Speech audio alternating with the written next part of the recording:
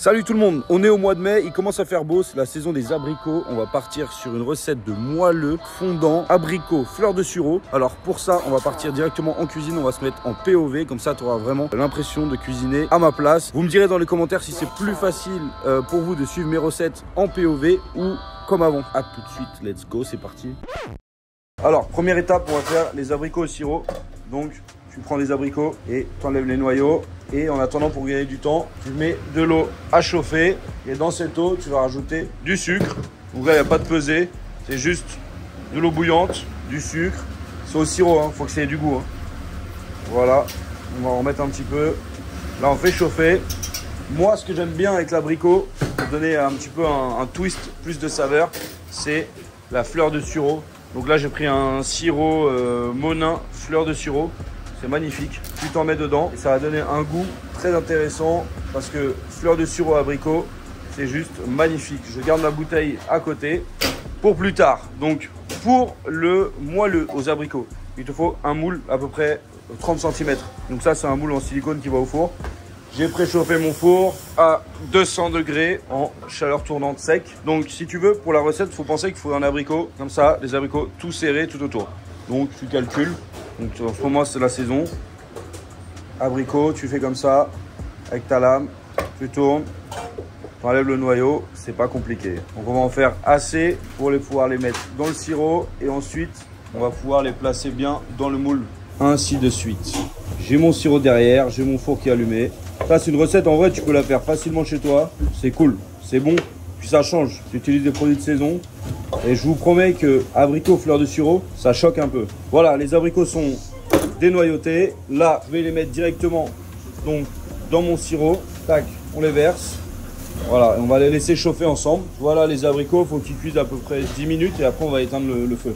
Voilà, 10 minutes comme ça, mais on va baisser le feu, que ce soit genre un peu plus frémissement que plein de gaz. Et il vaut mieux faire ça que d'acheter des abricots au sirop déjà prêt.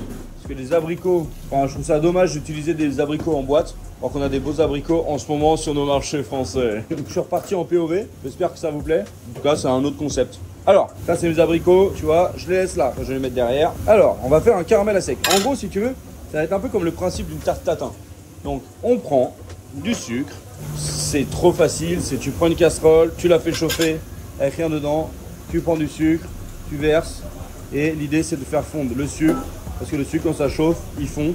Faut pas que ça brûle. C'est chauffer, fondre. Une fois que ça fond, ça va blondir et ça caramélise. Tout simplement. Autodidacte. Donc caramel à sec, quand tu regardes ici, là, sur les côtés, ça commence à fondre. J'accélère un peu, je veux que ça frémisse. En fait, je veux pas qu'ils se désintègrent, les abricots. Je veux qu'ils soient imbibés, qu'ils soient au goût du sirop, de fleurs de sureau. Avant de caraméliser, il commence à changer à devenir transparent. Tu vois là, il va devenir transparent ici. Et en fait, transparent, liquide, liquide, après caramel. Et si tu commences à trop mélanger ton sucre comme ça, c'est pas bon parce qu'après il va masser. Tu laisses ton sucre tranquillement fondre. Mes abricots sont magnifiques. L'idée c'est de mettre le caramel dans le fond du plat. Regardez, tu vois, le caramel c'est un peu comme des plaques tectoniques qui bougent entre elles. Ça fait vraiment là, tu vois, ça devient sirupeux. Tu sens que ça fond et que ça blondit. Faut laisser le temps, c'est tout doux quoi. Essaie de bouger ta casserole. Vaut mieux bouger sa casserole que de remuer le sucre. Tu vois, tu vois que ça commence à être sirupeux. Là, je vais les sortir. On va les laisser comme ça à température. Tu sais que juste faire ça avec de la glace ou une crème fouettée, je sais pas. Mais ça, c'est déjà trop bon quoi. Ça sent hyper bon. Ouais, ouais, le petit pain perdu la dernière fois là. Fucking lost bread. Le lost bread. Lost bread. Alors, tu vois, là, mon caramel, c'est bon.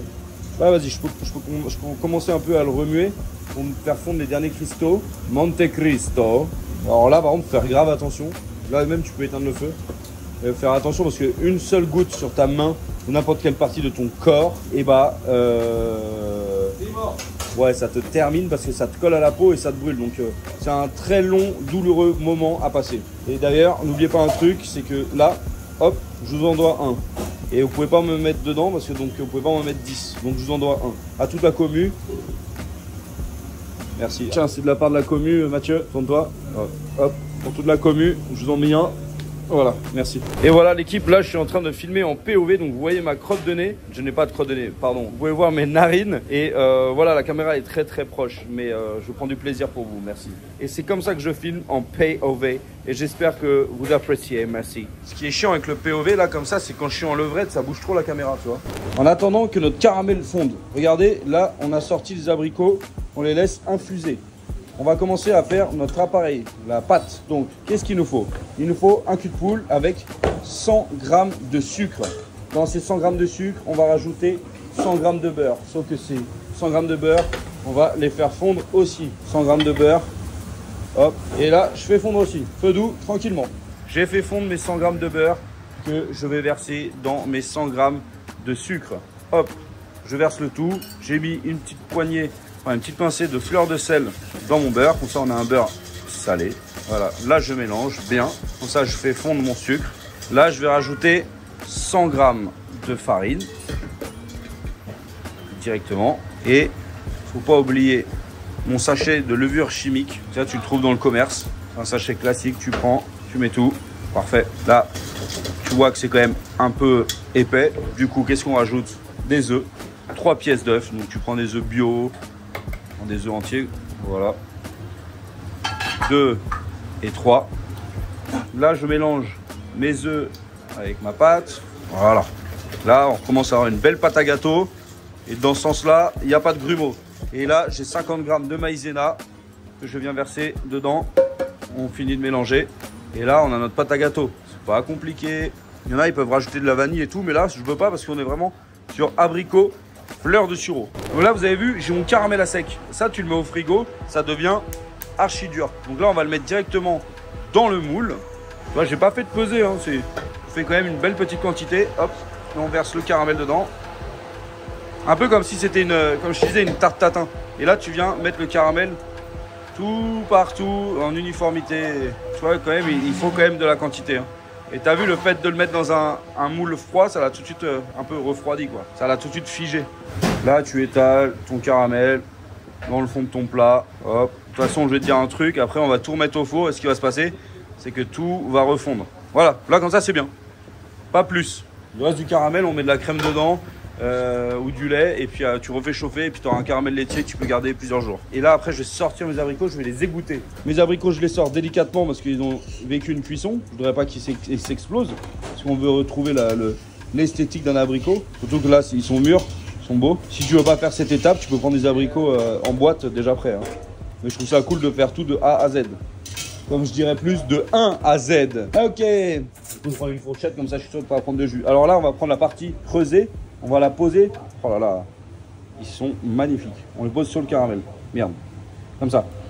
Et là, l'idée, c'est de bien les serrer. Et le côté bombé vers le haut. Ok? En vrai, c'est hyper satisfaisant parce que j'ai l'impression de toucher des bonbons. Ils sont magnifiques. Et je pense le fait de... Tu sais, on a tous mangé ça, genre de gâteau aux abricots avec des abricots en boîte chez des grands-mères. Et c'est quand même meilleur avec des abricots maison, quoi. Voilà, tu les serres bien et puis après, on remet au milieu. Tu vois? C'est de bien les serrer. Et le caramel, il a bien durci, hein. Et après, avec la pâte, le jus de l'abricot, en fait, tout va fondre dedans et il va se reliquéfier et il va vraiment faire un beau glaçage au gâteau à la fin. Parce que j'arriverai pas à mettre un dernier quelque part. Voilà. Il y a toujours la place pour un dernier abricot. Top. Ok. Magnifique. Là, après, j'ai pris 2 cuillères à soupe de poudre d'amande. 2 cuillères à soupe de poudre d'amande que tu viens parsemer sur tes abricots comme ça. Et là, je parsème. J'en mets un peu partout, ok? Et là, on va mettre la pâte. On a presque fini. On récupère notre pâte avec une maryse et on vient verser directement sur les abricots. Voilà, on recouvre le tout. Donc la recette que je vous ai donnée pour un moule de 25 à 30 cm, c'est bien. On aura une bonne quantité. Là, tu peux voir, il faut bien recouvrir. Et tu vois, le moule que j'ai pris en silicone, c'est quand même mieux que les moules que tu dois beurrer, farine, machin. Ça vaut 15 balles. La marque, c'est Malard.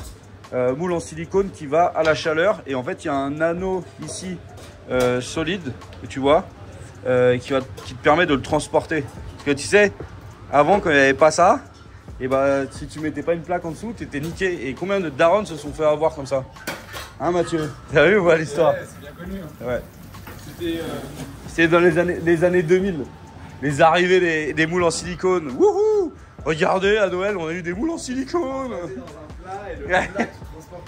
Là, c'était trop stylé. Mais je vais quand même mettre une plaque en dessous. Tac. Donc là, tu vois, un petit coup comme ça lui fait toujours du bien. Ça étale bien la pâte, tout. Donc t'as vu? Pas compliqué. Hein. Donc là, le four est à 200 degrés et on va mettre 15 minutes. Tu vois, à mi-hauteur. Tu mets toujours à mi-hauteur de ton four. Comme ça, ça permet d'avoir la chaleur qui tourne tout autour. Donc là, on va commencer par mettre 15 minutes. Et au bout des 15 minutes, on va checker si ça va pas trop vite. Hop, let's go. Attention, ça, c'est le jus de mes abricots. Ne le jetez pas. Ça, vous le gardez de côté parce que ça va permettre d'imbiber le gâteau jusqu'à la fin. Donc là, ça fait 15 minutes à 200 degrés. Faut que tu regardes bien. Le gâteau l'a bien gonflé. Genre, limite, la grille est dangereuse dessus. Là, ce qu'on va faire, c'est qu'on va regarder s'il est cuit. On prend un pic.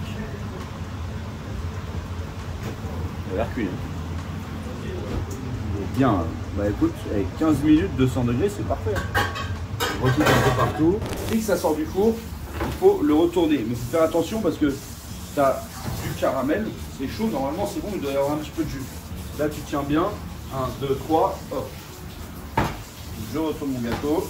Là moi je prends une petite spatule, ça a l'air pas mal. Ça a l'air pas trop mal, pas très chaud. Voilà. Magnifique. Alors là ensuite, bah, ça c'est mon sirop et je viens imbiber mon gâteau du sirop. Et là j'imbibe. C'est pour ça que tout le sirop on en a fait pas mal. Parce que le but de ce gâteau c'est d'être bien imbibé. Voilà, quand ça commence à ressortir, c'est qu'il est déjà assez imbibé, on va le mettre au frigo. Après on remettra un coup d'imbibage. C'est un gâteau qui est spongieux, tu sais, c'est un gâteau qui doit être plein de jus. C'est pas sec du tout. On aura vraiment ce goût des abricots et de la fleur de sureau. C'est joli en vrai.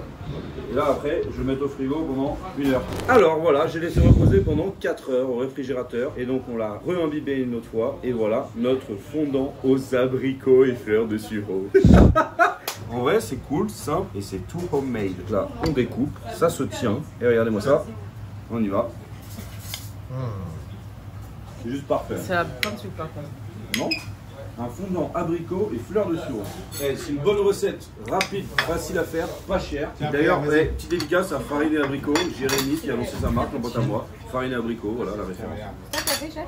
Ria et les abricots, c'est une grande histoire. Abricot, et tu as reconnu le petit goût subtil derrière ou pas? Le sureau? Voilà, il y a un palais. J'ai rien dit, elle a dit. Oui, c'est ma chérie. Oui. Voilà, recette rapide, efficace, moelleux aux abricots et fleurs de sureau, disponible sur ma chaîne YouTube. Merci.